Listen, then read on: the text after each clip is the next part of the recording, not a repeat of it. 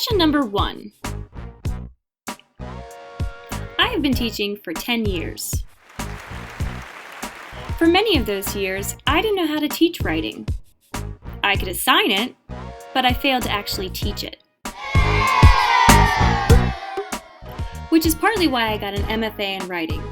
I figured if I knew how to write, then I would be able to teach writing. Confession number 2. When I started to teach writing, I avoided fictional writing. I figured it was easier for kids to write about personal stories. When students wrote fiction, it always went off in wild and crazy directions, and I had no idea how to fix it, so I avoided it. Confession number 3. I always taught kids how to retell stories, but I never made the connection between retelling and writing. Only recently, since I've been studying the structure of a plot-driven picture book, did I realize how the two were connected. This post can help teachers as well as new hopeful picture book writers make the connection between the two.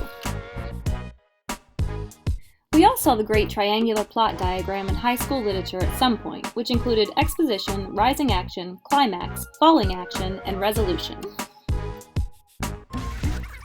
But what does all this mean?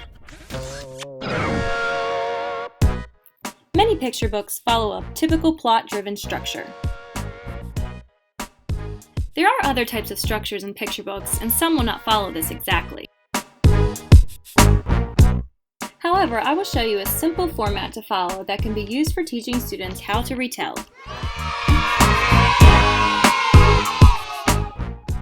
as well as how to create their own fictional stories. We're going to do so by taking a look at several books by the amazing children's book author Tammy Sawyer.